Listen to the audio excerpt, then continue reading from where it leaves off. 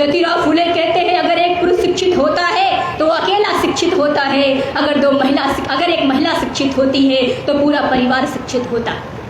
ये महिलाएं जो समाज की शिल्पकार है, आज उनके साथ अन्याय अत्याचार कितना हो रहा। साथियों, हमारे देश में क्या है कि लहरों की अदालत में बेखौफ की गुहार है। लहरों की, या हम आज की समय में कह ले कि बहरों की अदालत में बेखौफ का गुहार है। सजा भी उसी को मिली है जिसके तीर जिगर के पार।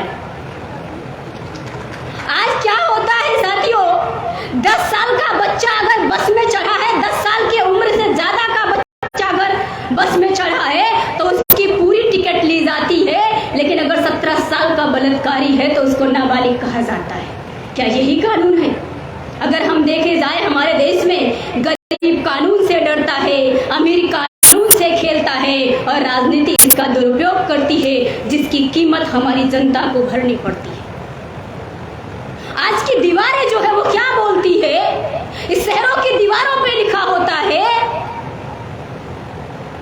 शहर की जो दीवार है उस पे ये लिखा होता है, मर्दाना कमजोरी से भरी पड़ी है ये शहर की दीवारें। और ये दीवार के लोग, जो कमजोर मर्द कहता है कि औरत कमजोर है, वही कमजोर मर्द क्या कहता है कि औरत कमजोर है। साथियों, इस देश में आजादी के महोत्सव के नाम पर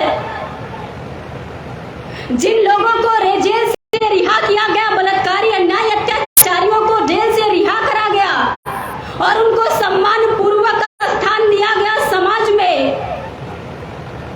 में सम्मान पूर्वक स्थान देने के बाद उन्हें ये कह के कहा गया, हवाला दिया गया कि वो संस्कारी लोग थे। तो आपको ध्यान देना होगा, अगर सवर्ण जाति के लोग संस्कारी हैं, यहाँ पे रेप बलात्कार करने के बाद, तो ये खौफनाक मंजर मेरे दिमागों में गूंजता है कि मनुस्मृति का कानून बहुत जल्दी ये लाने वाले हैं।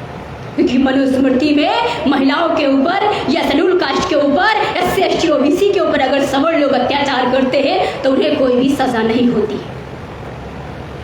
दूसरा, मैं आज एक बात कहना चाहती हूँ। हमारे यूपी में एक कहावत है, बेसिकली मैं यूपी के पूर्वांचल एरिया से हूँ, वहाँ एक कहावत है कि जब सैया भय कोतवाल तब डर काहेगा। हमारे यूपी की कहावत है, जब सैया भय कोतवाल तब डर काहेगा।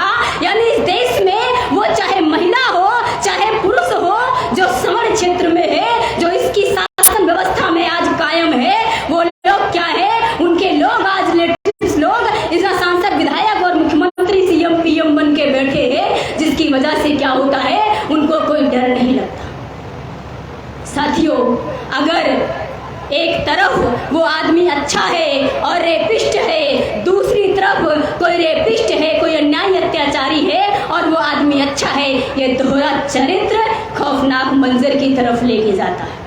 तो मैं कहना चाहती हूँ, अगर रेप करने के बाद जेल में जाओ, अगर वो अच्छे लोग हैं, संस्कारी लोग हैं, तो मैं उन लोगों को, जिन लोगों ने हमारी बहन बेटियों के साथ, हमारी महिलाओं के साथ अन्याय अत्याचार किया, उनको भी शहर के बीच चौराहे पे गोली मारना चाहती हूँ। उसके बाद ले चलो जेल में, फिर संस्कारी घोषित कर देना, अच्छा घोषित कर देना। क्या ऐसी दुहाई वो देने को तैयार है?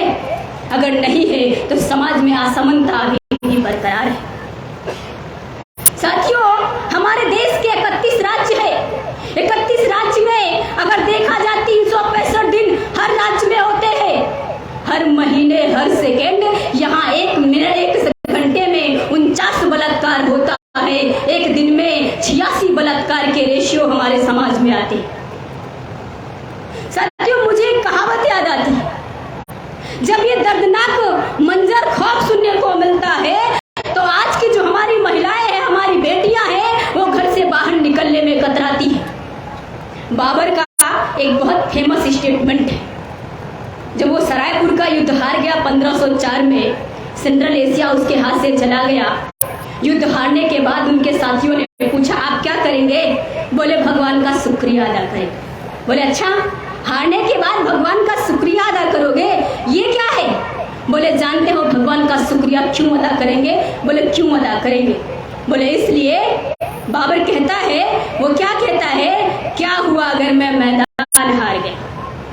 क्या हुआ अगर मैं मैदान हार गया? क्या नहीं सजदा करने को मैं तैयार नहीं हूँ, मैं ये नहीं हारा।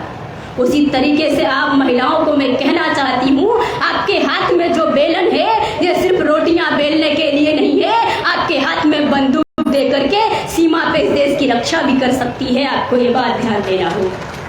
आपकी कोख केवल एक बच्चा पैदा करने के लिए नहीं है, आपकी कोख से वो शेर और शेरनी पैदा होगी जो जज बनकर जिन लोगों ने हमारे साथ रेप, बलात्कार, अन्याय, अत्याचार किया है उनके खिलाफ भी वो फांसी की सजा सुना सकती है। साथियों, हमारे लोगों को इस बात को ध्यान में देते हुए मैं इस भारत में आपको ये बात बताना चाहती हूँ कि हमारे लोग, हमारे महापुरुष महानायकों ने जो आजाद भारत का सपना देखा था, उस आजाद भारत को बनाने के लिए हम महिलाओं को पूरा योगदान करना पड़ेगा। चंद लाइनों के साथ बात को खत्म करना चाहती हूँ। लुटेरा है अगर आजाद तो अपमान सबका है। लुटेरा है अगर आजाद तो अपमान सबका है। लुटी है एक बेटी तो लुटा सम्मान सबका है। बनो इंसान पहले छोड़कर